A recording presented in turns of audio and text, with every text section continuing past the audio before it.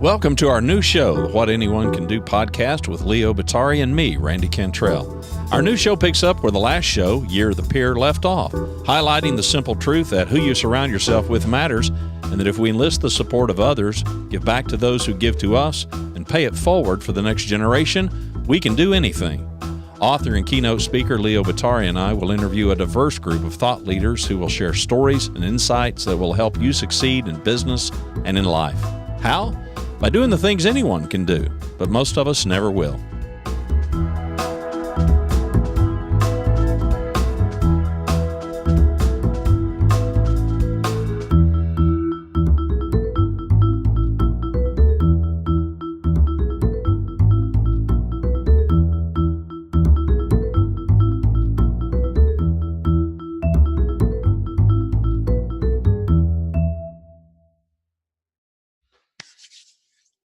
Welcome back to another episode of What Anyone Can Do.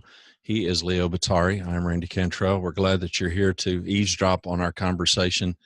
And today, Leo and I thought that we would give some breath to emerging leaders. This continually comes up in Leo's workshops and his work, mine as well. So dive in. Yeah, no, it really does. And it was whether I was, whether it was the trip in the UK or the workshops I've done here in the US, a lot of them are done with CEOs and managing directors, but a lot of groups include what we often refer to as our key executives. It could be director level, it could be VP level, whatever. But what's really interesting about it is, and actually, I do want to bring this up also, is that, I heard recently, just when you think about how important this emerging leaders area is, actually Vistage has a program now that's an emerging leaders program. And it's more curriculum based, basically. This guy, Tom Cuthbert, who's a chair there, does a lot to run that. And it really teaches core competencies and does it in a way that doesn't just move from one topic to another, but really tries to instill mastery. But the point of it is we know how tough it is to find good people. And that's great, but we also have to develop those people, and we also have to put them in a position where they can be successful and they can be the next generation of leadership in the company. Tom has this great expression. He said, for all of the time he's been doing this and counseling CEOs, he's learned basically that most companies break in the middle, which I think is kind of an interesting, concept. But, and also, not to mention that it's important to prepare people to be leaders in the future, but you also want to keep your good people. And you keep your good people by making sure that they understand that they have opportunities going forward. But it makes me think of, we had Jim Kouzes on the show, and we were looking at, his book, and it was all about, learning leaders and learning leadership. And he's always asked that are leaders, born, or are they, kind of made. And of course, he says he's never met a leader who wasn't born. Right. which is very clever. I said, however, and I've mentioned to you, because I told that story about, actually both my daughters, Kristen and Taylor, I think in many respects are born leaders in many respects. They have a gift for it. They have a penchant for that. However, that doesn't mean that both of them haven't had a whole lot to learn about what that looks like. Sure. In the workplace, right? That it isn't just about being the person in charge and telling other people what to do, kind of, which is what we grew up with in that tyrant school of leadership management kind of thing back in the day. But it's the idea of how do I serve others, in a way that creates context for me to be successful. So I think this whole area and how we get support and how we surround ourselves with people who can help us be better leaders is just super important, I think. And we'll put links to that because Jim was a guest on Year of the Peer podcast. And so we'll put links to that for those of you that are listening. We'll put links to that if you want to go back and reference that. It was a really good, really insightful. Well, he's Jim Kouzes. How could it be? It is. Right. Exactly. With emerging leaders, I hear this I'm sure that you do too. Put some language and some thought to the whole leadership gap notion. CEO after CEO, when they get down to where they really live honestly, and as they look at their talent pool and they see great potential by and large. I know many CEOs who really have high expectations for these younger emerging leaders who may be first time supervisory positions or whatnot, but repeatedly I hear the phrase, but we've got this leadership gap. Yeah. Can you put any language at all to that? Because I'm finding that CEOs are having a real difficult time articulating. They know what that means, but helping me understand what that means in the context of their organization, they're finding it very difficult. I think the gaps can be for different reasons.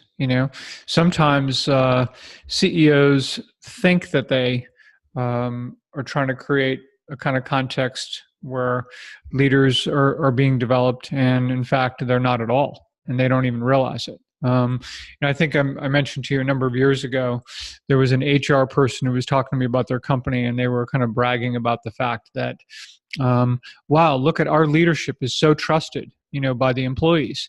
And I asked that person, I said, well, next year when you do the survey, also ask the question in reverse. See how much your employees believe your leaders trust them. Of course, when he did the survey, and he actually, to his credit, did ask the question the following year.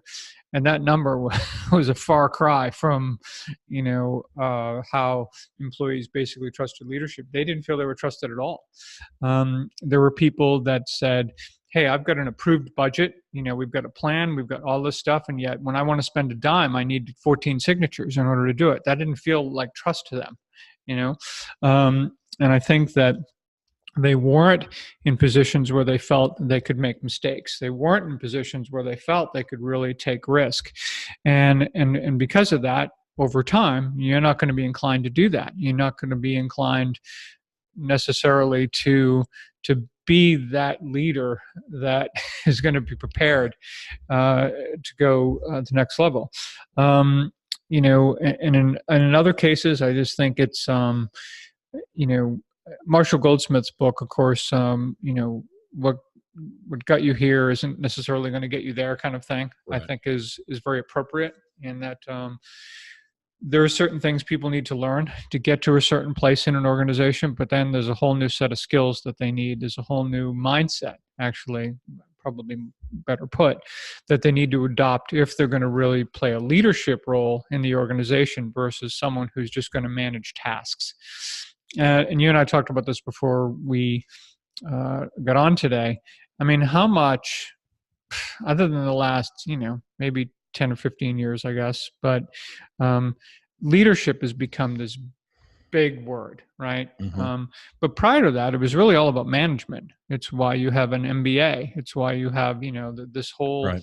idea of being a manager and management. And it was about the task, and it was about, well, it was Peter Drucker. I mean, it was Peter Drucker was the icon that we all looked up to and read, and it was all management. Yeah. And by the way, the management's super duper important, but leadership's really important too. and a real focus and a laser focus on leadership beyond management is essential. And I think when you look at that discipline, it's still relatively young. We talked about the fact that when all we knew when we grew up in what seemingly the leaders that we all reported to, they all graduated from whatever tyrant school of management there was back in the day. Right. Yeah. Or the tyrant school of leadership. Right. Bob Sutton has a word for it. Yeah. Of course you're going to do it. You're lucky you have a job. You're getting paid. I mean, it was a real, it was a very different mindset versus today. It was also a zero-sum game back then. Totally. It was all about winners and losers. It was all, no question about it. Yeah. Now, all I knew is like, there's got to be a better way to do this than this. This just seems wrong in so many ways. Why do employees have to feel that they just get beat up Monday to Friday, and then the weekend was just really recovering from the wounds that you had all week long, right. So you could go back into battle again. It was a really different time.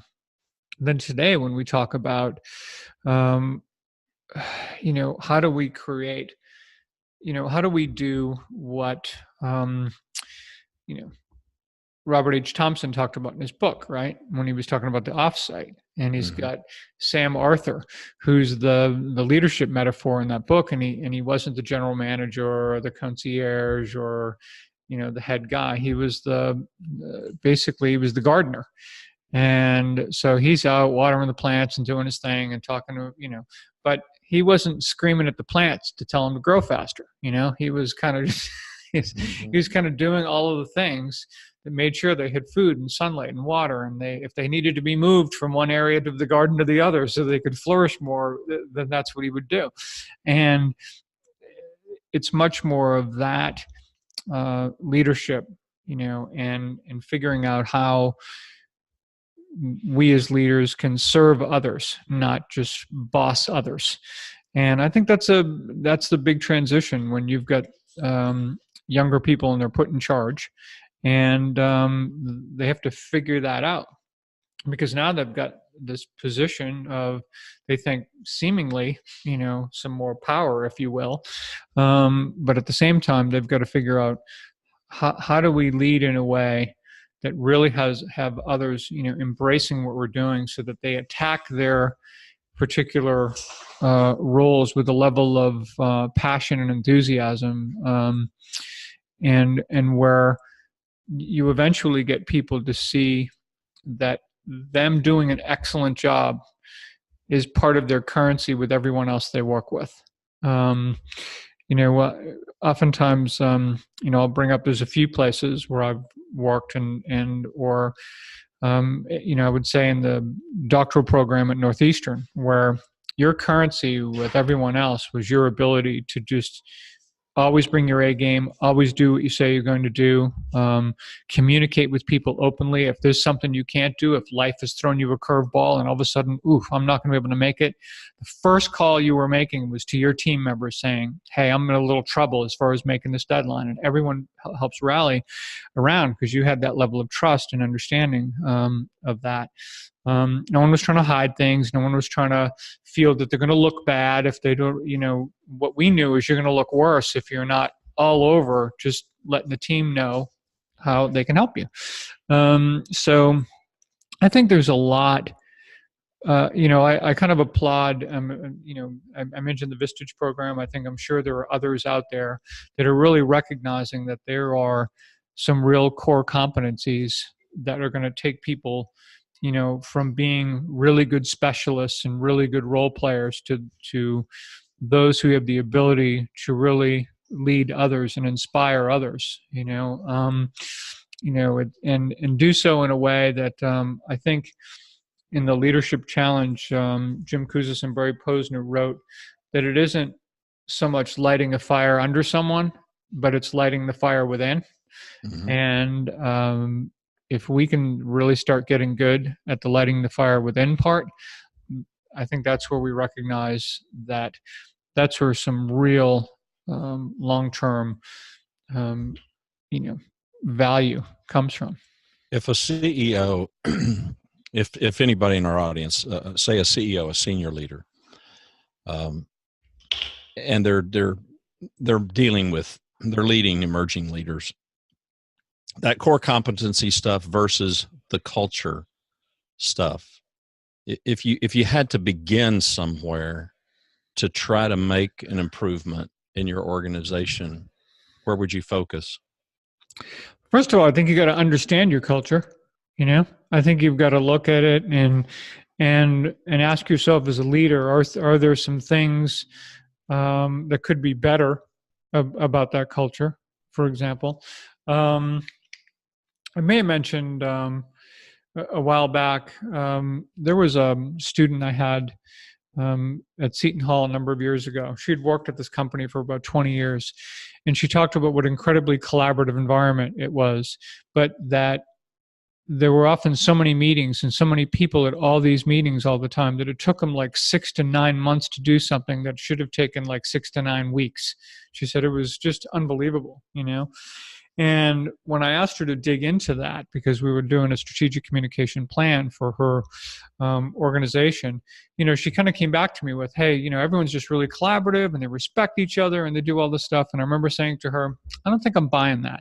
I need you to dig deeper and figure out. Of course, she got a little annoyed with me because she said, I've been at the company 20 years. But to her credit, 2 days later, she calls me and she says, all right, fine. maybe I found out a little something else here. And what she found out was that the reason that everyone kind of always got invited to every meeting was that culturally it was considered rude not to invite someone, that their feelings would be hurt, that they were being left out, that there was. So think about how if you attacked all of the other things that she thought were the problem, you would make no dent in it at all, because you would never have eliminated this idea culturally that this very simple little thing exists. Well, once they got people over the idea that it's okay, you can trust that you can be at this meeting and not every one of your team members also trust that they're going to represent you well. They'll communicate what happened, and we can start moving and doing things, and we start building much more of a trusting culture, not less collaborative. In fact, it's just as collaborative, but now actually you're going to actually get things done, right. and make things work. And so this is where... and it may have been like that Abilene paradox. Yeah. Half the people probably didn't want to be there anyway. Right, exactly. And leave us out of this meeting. That's right. Why am I here? Yeah, right. So, but, when you think about how getting the right answer to the wrong question can be hugely problematic. So I think in terms of leaders kind of understanding your culture and really digging deep and asking a lot of why questions about things, and not in a way that puts anyone on the defensive or anything like that, but just really trying to learn, who are we, where are we, why are we, where we are, and as a leader, how can I have an impact on even the smallest shifts, in things. And I think that's a good example of a small shift that had to take place culturally that made a big, big difference, that actually made the collaborative environment that everyone wanted just function much more effectively. So, I think that those things are huge. And I think in the end, when you talk about certain competencies, I certainly don't feel I would be expert at, by any stretch at naming them all. But I think a few of them come to mind, certainly, like emotional intelligence would be, clearly one of them. I don't know if there's any even that you can think of, beyond that. But as you start looking at what's the complete package, for someone who can really be like an incredibly great listener, for example, or someone who really is capable of real empathy, someone who understands that when I lead people, I lead the whole person, not just the employee, and maybe as a leader, if I actually get to learn about them and also where I can be vulnerable on certain things from time to time, so they see that I don't hold myself out there as some, I'm perfect and you're not, kind of thing, and have that relationship, that tends to breed, a lot of trust, and I think a lot of understanding, and, helps people just, kind of realize that we're all just human beings doing the best we can, and we're going to help each other as best we can. Yeah, the two things that leap to my mind is emotional intelligence, which I would sort of define as my ability to see my place here. Social intelligence, meaning I'm able to read the cues. I mean, it's you and I having the ability to, by way of webcam, to read off of one another, social intelligence, that ability to interact and read situations, which admittedly, I guess some people can have a more innate ability for it than others, but certainly can be learned, can be practiced. I mean, that's a competency that I know a lot of leaders express, especially in emerging leaders, their ability to read a situation, to know when to speak, when not to speak. I mean, all of those social cues that we have to learn those. I mean, we just have to pick up on those. Yeah, and I think sometimes too, uh, really knowing the impact we have on others and how others see us, not just how we see ourselves. The funny story I remember from being so I was at William Cook Agency at the time, and I'm in my 30s, and I'm president of the PR subsidiary there, and what do I know from when I think about it now, what did I know from leadership or anything back then? I was just you just kind of put in the role because I could grow the business and all that. That was about it. Right. But I had a lot of people, and working for me and everything, and it was fun, and really enjoyed it. But I remember one day we had hired this woman. She was there probably about 3 to 4 months. And I had 2 or 3 of my employees come into my office. They would never do anything like this. This was a very close knit group. They were all good. They communicated with one another. They weren't, about coming in and telling on someone else, but they basically came in and said, look, this woman you hired, she's great and all this, but I will admit that whenever, it's crunch time, sometimes we got to pull together and get projects done and get things. And it's kind of a little all hands on deck and we help each other.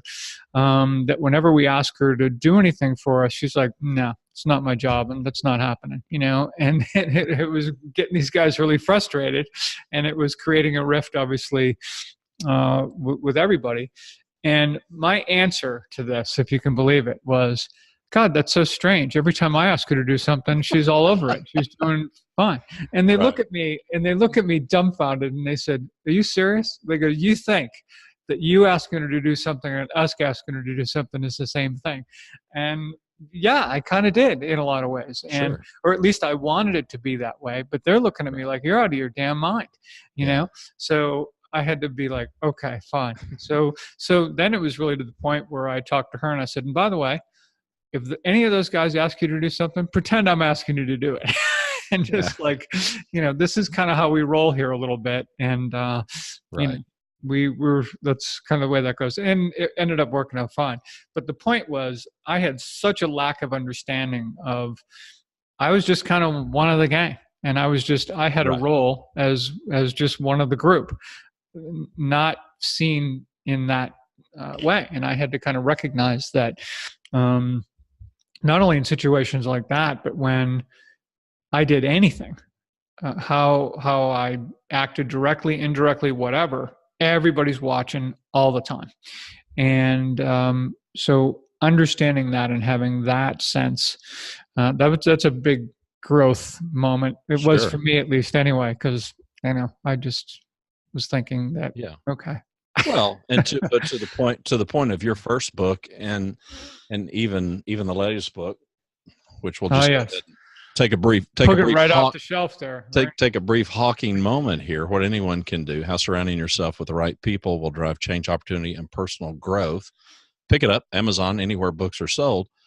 But it's completely right and congruent that the people in our lives have a big impact. I'm thinking and I'm wondering about, we clearly, at least I don't have enough brain power to address certainly even a fraction of the woes that I know leaders are having in finding good talent, top talent.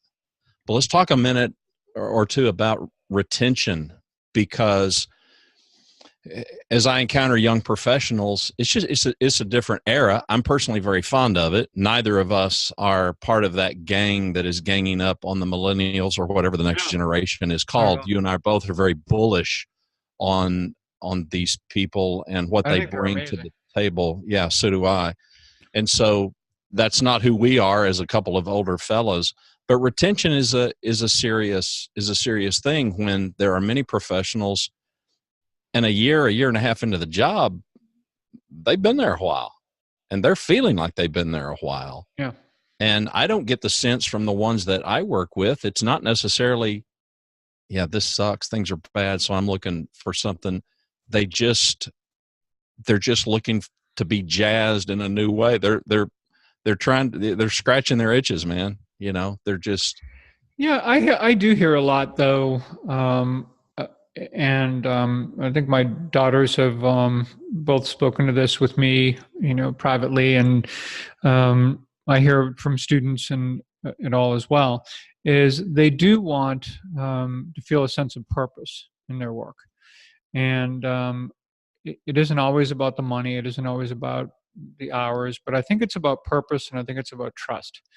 I think if today's millennial feels they're trusted in the workplace and they're given an opportunity to think and grow in their job, and they believe that what they're doing is making some kind of difference in the world, and that their role they have within the company is making a difference in the company's ability to deliver on that difference, that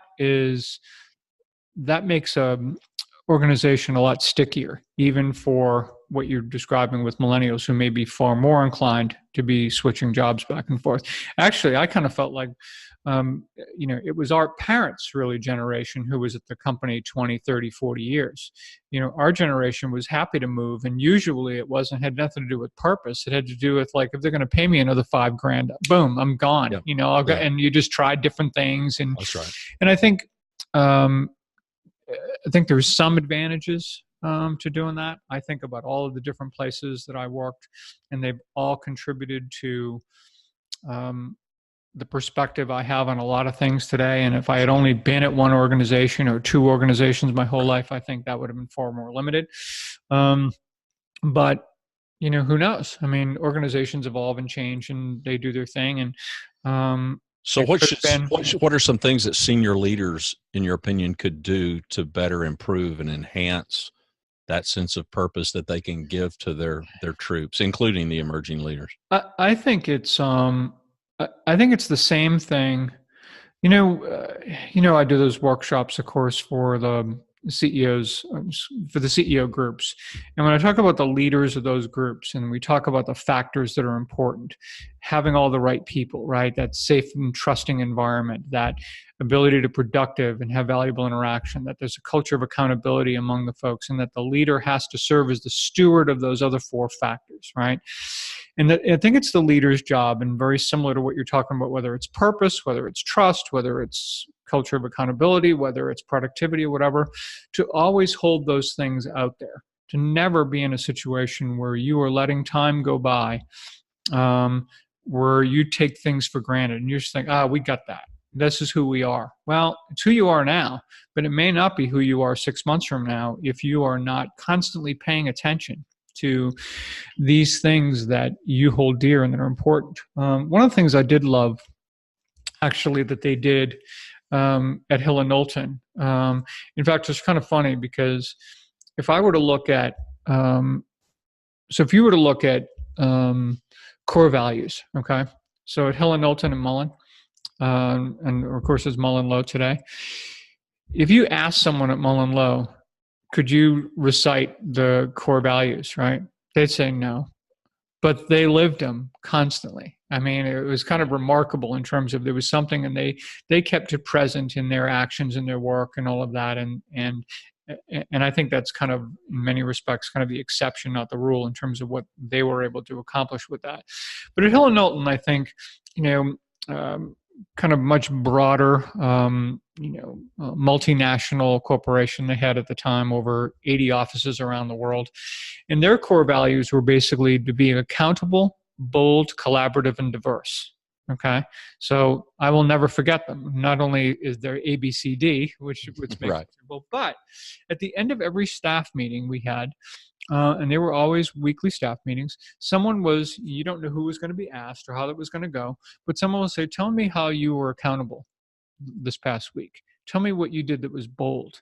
Talk about a collaborative effort that you engaged in that, and also talk about where diversity made a difference in how you may have approached a certain issue or whatever.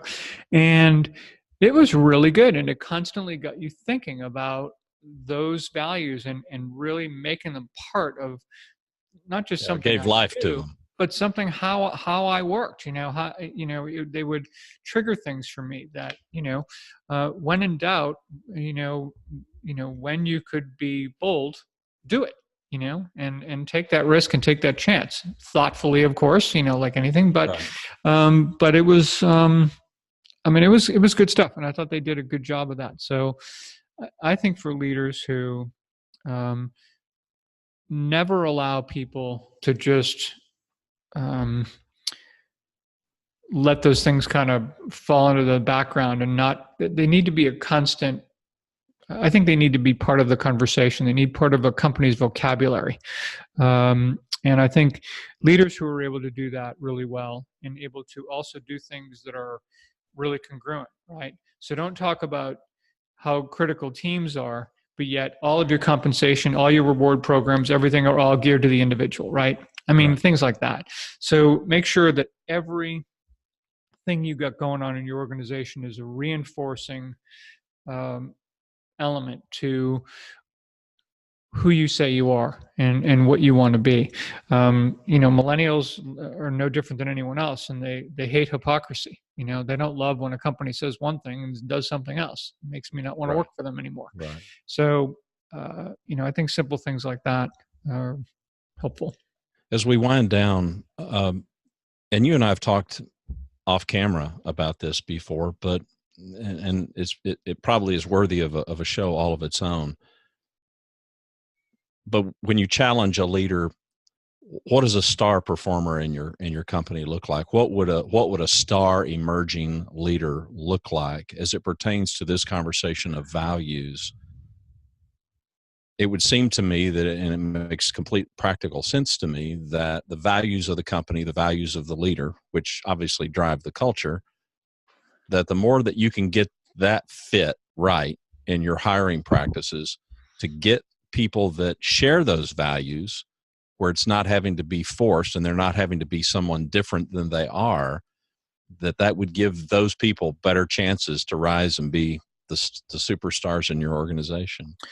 Yeah, and not everyone is going to be a leader in the organization necessarily, but everyone can lead from where they are. It doesn't mean that they all rise vertically. There's only one CEO job. There's only, so much of that going around, but they can play obviously critical roles. But you're right from a standpoint of, and it kind of goes back to the workshop a little bit where when we talk about what's valuable to groups and using group dynamics to inform what makes for really great teams. And when we say to leaders, what would happen if you asked your employees, what do you think is the difference between the person who makes it in this company and someone who doesn't? And we've chatted about this before, this idea that, hey, I've got someone, great resume, interview's great, 3 to 6 months later, we're wondering what the hell's happening and why is this not working very well? And most of the time the employees will tell you, and without getting personal about it and picking individuals or whatever, they will say that unless you are this, this, and this, or if you are that, you're never going to make it here. It's never going to happen. I don't care how talented you are, how good you are. It doesn't matter. That person's not going to make it here. Now, they'll likely go somewhere else and be perfectly well successful. But here, not going to work so well. And I think that's the same from the time the person comes in the door to the time you're thinking about what does it take to be a leader in this organization? What does that start to look like as far as the competencies and the skills and the sensibilities and things you have to have? How do you screen for those? How do you educate for those? How do you provide an example in the workplace that is constantly reinforcing so people see that and they will model behaviors that are taking place around them? I think it's huge.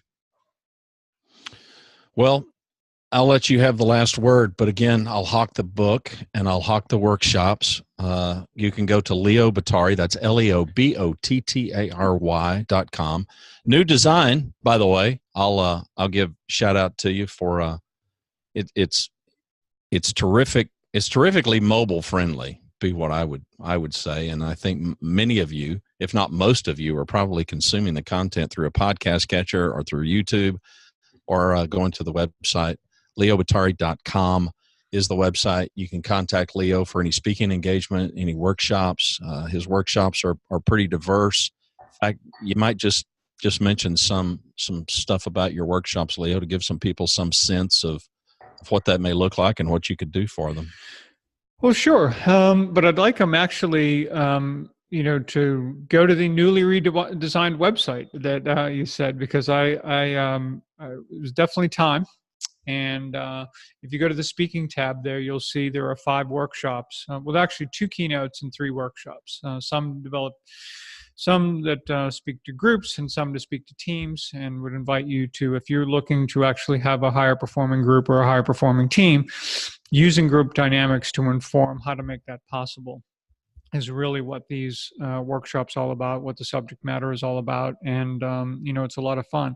And I would also just suggest that for people out there, all those emerging leaders out there, all those people that are going to be, the next generation, leader in their organization, to just understand that, leadership is really something to be learned, and it's something to be studied, and something to, so whether you look at, the Jim Kouzes and Barry Posner, book, The Leadership Challenge, for example, which I think is an extraordinary place for anyone to start. And quite frankly, you could start and finish right there, because I think about anything you would ever need to know about what it takes to be a good leader and how to work at getting better at it can be found there. But there are also just many other, I think, really solid pieces of leadership work out there and it doesn't, do what you've got time to do. Think about the number of articles and blog posts and pieces out there, and countless business and other organizational publications that are available to people today that speak to what it takes, to be a good leader, and how we learn those things. It is a learned thing. It isn't like you can have a lot of talent and that's all well and good, but you're never going to be a great leader until you really understand what that looks like and how to go about doing it. And I think read some good material on it, surround yourself with people who are also taking an interest in that, so you can discuss it with them. You can bed that learning and also give one another the courage to act on that learning. And I think, if we just continue to, come at it with that mindset, we're going to be great. So anyway, with that, another fun conversation. Thank you very much, Randy. And thank you. We will get together with everyone next week. I know we have a few more of our podcasts coming up, and then I know Jeffrey Hazlett's going to be joining us, who just recent author of the Hero Factor, and right. Very excited to look at that book. And then next week too, I want to spend some time, maybe remind me, talking about, there's some other couple of great books out there from Brian Solis and Dr. Diane Hamilton that right. I would love to talk about, because I think both are must reads for 2019. So anyway, with that, have an awesome day. You too. Thank you. You bet.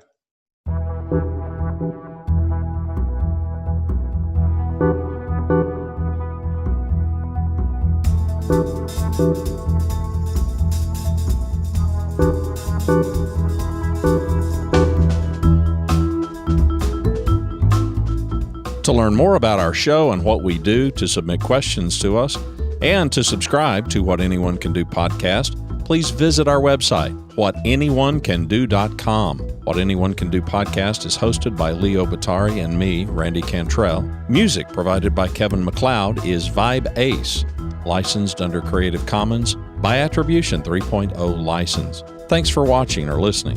We hope you'll share the podcast.